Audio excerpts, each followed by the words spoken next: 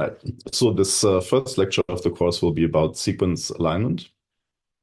And so this is like a pretty fundamental technology that, will probably be used by anybody who does like some biological experiment. It often runs down to getting gene expression data. So in this presentation, we'll briefly talk about the reference genomes that exist and file formats. So it's like very basic stuff. And then we'll talk briefly about some of the transcriptomics technologies, so specifically microarrays, which are nowadays already kind of being phased out, but there's still a lot of data out there.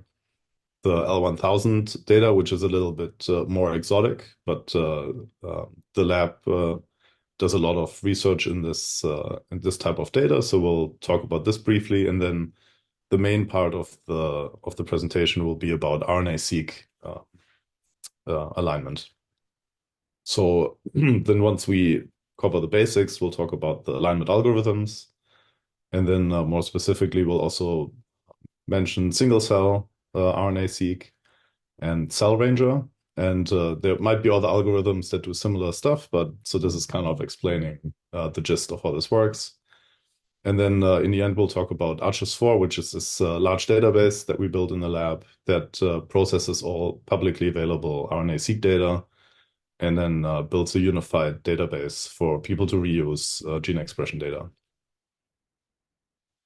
Okay, all right. So the principal idea why we're interested in the expression of genes is that we hope to understand the biological processes that happen within cells.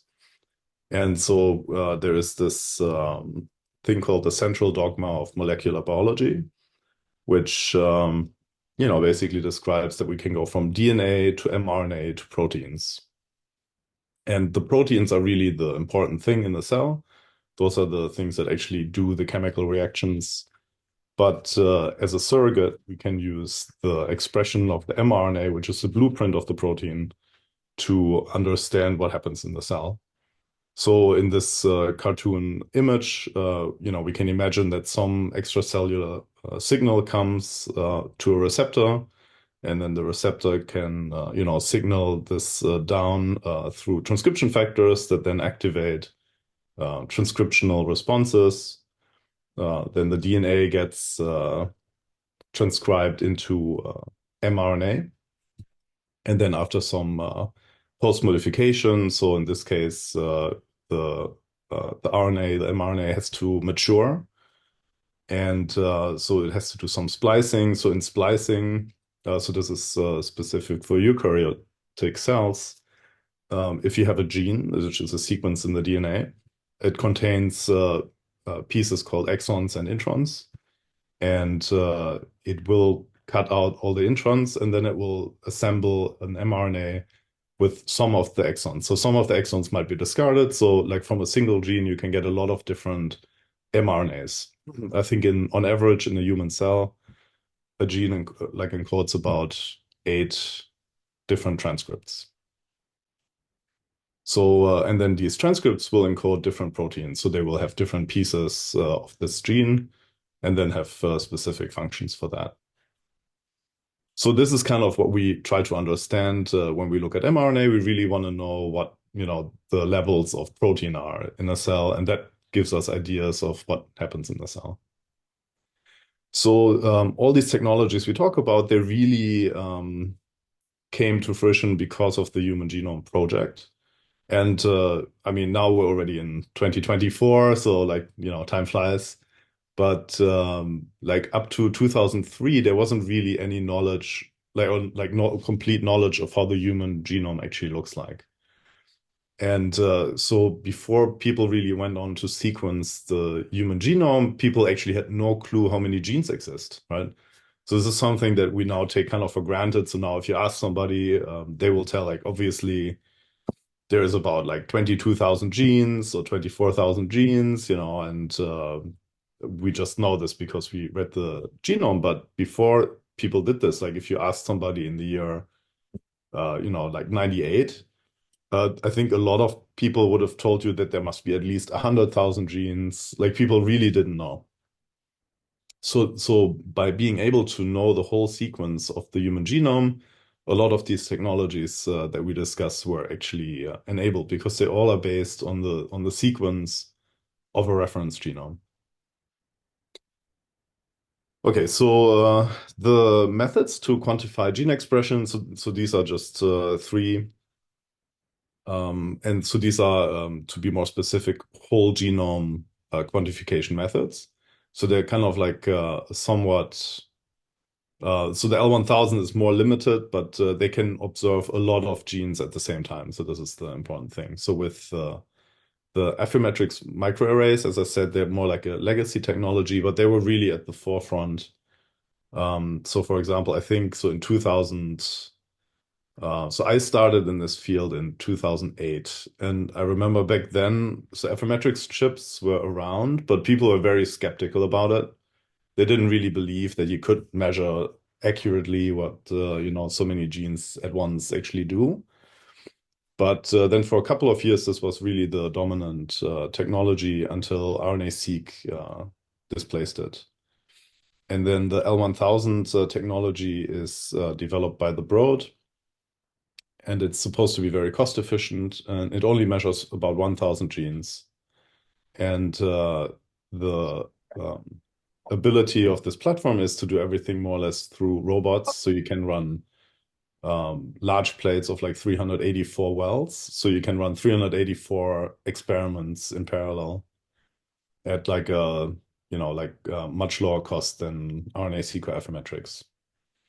And then RNA sequencing is really the standard technology nowadays that you extract mRNA from cells and then you just sequence them in these sequencing machines, and you get these short reads that you then map to the reference so you know where they're from. And that's what you use to quantify gene expression. So we'll talk about them in more detail. Okay. So first, this gene expression omnibus website is a really handy website to know. So here you will find all publicly available RNA-seq data and also Affymetrix chips, and also the L1000 data will be in here. And people upload, so if you publish your paper, people are usually required to make that data public. So you will find the raw data, so FASTQ files in there, and often also the processed gene counts you can find, and also the description of the experiments. So it's a very comprehensive website with a lot of different technologies that they support. So if you see on the right, there's these platforms. And so the platforms would be, for example, a certain type of Affymetrix chip or a certain RNA-seq technology and so on. So there's a lot of data in here. So you can see that there is 7 million samples, which are not all gene expression. So there's also things like methylation data and things like that in here. But so there's a lot of data to be found that's publicly available. And so this is kind of an overview how these platforms look like. So you have these GPL accession numbers. So these are unique for each platform. So Illumina is the predominant technology when it comes to RNA-seq. And they have different versioning numbers, but they, in principle, work all the same way in the end if you analyze your data. So this is just something to know, but this is a page that you get if you would click on this platform link from the page before, and you can sort by the number of samples and series and so on. So, okay, so let's talk about the Affymetrix chip. So you kind of get an idea how they used to do it first. And so this is very surprising to me that this is what they came up first, because it seems much more complicated than RNA-seq. So they used to have these chips that are about like 1.3 centimeters square. And they had like these tiny rasters, like it's like a checkerboard. And then each of these fields had a unique strand of 25 base pairs. And these base pairs, they mapped to a specific region on a gene that they were interested in to measure. So in order to quantify a gene, they would have something called a probe set, where let's say they would have like overlapping sequences on the reference genome on that gene. And then if they washed over mRNA from the sample, they would bind to the specific locations on this chip. And then these mRNAs that came from the samples, they were tagged with fluorescence. So then if you shine a laser on that chip, you can kind of read out where on the chip the dots or the spots light up.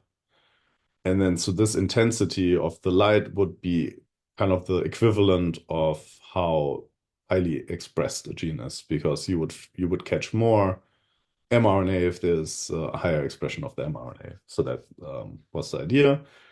And because you had a probe set, the probe set would be distributed randomly across this chip, and then you could normalize. So you can see in this picture, there were like artifacts of bands where certain areas were just brighter than others. So you could normalize this, and that would give you your gene expression.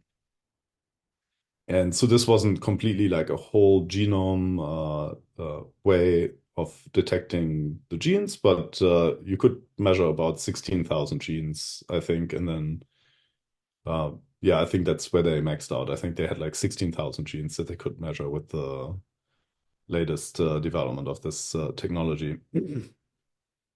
So the nice thing about this was that the data back then was actually much smaller than RNA-seq. So these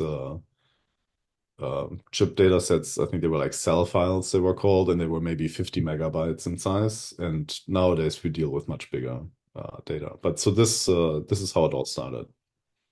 Then to like really briefly show a different way how you can measure gene expression is this L1000 data, which is somewhat related to the idea of an Affymetrix chip. So instead of having this array where you have your probes in specific regions of this chip, instead you have these small styrofoam balls, and they come in let's say 500 different colors, right? So you're able to look at the ball and see the color and say, okay, so this is this color I'm looking at, and then a specific color would be tagged. So there would be basically the probes on that were on the chip in Affymetrix. They're basically on these colored balls, and they serve the same function as the chip. They will capture mRNA that is fluorescent. So then if you run the bead through this laser and like camera system, you can first look at the color of the bead, so you know what probe you're looking at. And then you can look at the intensity of the fluorescence, and that will give you the actual gene expression. And then for each, so because you have many of these balls, you can run like thousands of these balls through the system. Then you get a distribution of gene expression, and like for each gene, basically. And then they have a trick as well, where instead of just measuring 500 genes, because they can only measure 500 colors, they can overload the barcodes on each color. So each color can encode 2 different probes. And so that gives them 1,000 genes that they can measure. And so then in the LINCS project, this is the Library of Integrated Network-Based Cellular Signatures, they ran about 4 million gene expression experiments on cell lines. And they treated the cell lines with drugs like chemicals, and they did also overexpression and knockout and knockdown experiments. So like a very large data set. But because the technology is highly automated, there is some issues with this. So like if you ever work with this data, be aware that because you only measure 1,000 genes, you don't get like the full picture, and there's a lot of noise potentially in this data. And then basically how this technology works is like this. So you have these different data levels. In the first data level, you just get the raw intensity values for each color of a bead. And so this is the interesting thing. This is this deconvolution step where you get a bimodal distribution. So bimodal just means that this distribution has two distinct peaks. And as I said before, each color encodes for two barcodes. And the trick of what they use is that one barcode appears twice as often as the other barcode. So by looking at this bimodal distribution, we see there's like a small peak and there's a large peak. And we know that, let's say the color of the bead was green. We know that for the green bead, the large barcode encodes for the gene, let's say SOX2, and the other one encodes for the gene TP53 or something like that, right? So we know basically that the small peak then would be the intensity for TP53 and the other one for SOX2. Then there is some normalization that they do where they look at landmark genes in those 1,000 landmark genes. And so they normalize the data a little bit. And then in the next step, they infer the gene expression of all the other genes using the 1,000 landmark genes. And initially, they would try to predict 20,000 genes. And, back then they were like very confident this works very well. But I think since then they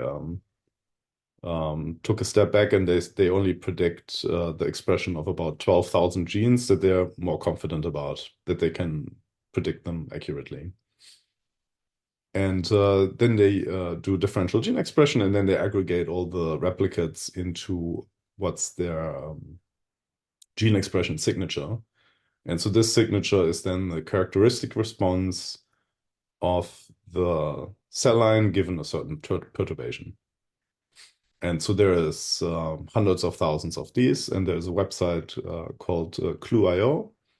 And then we also have a website, which I should have linked here, which is the Signature Commons, which also has a lot of these signatures in it. So you can query them and then find similar signatures to your search.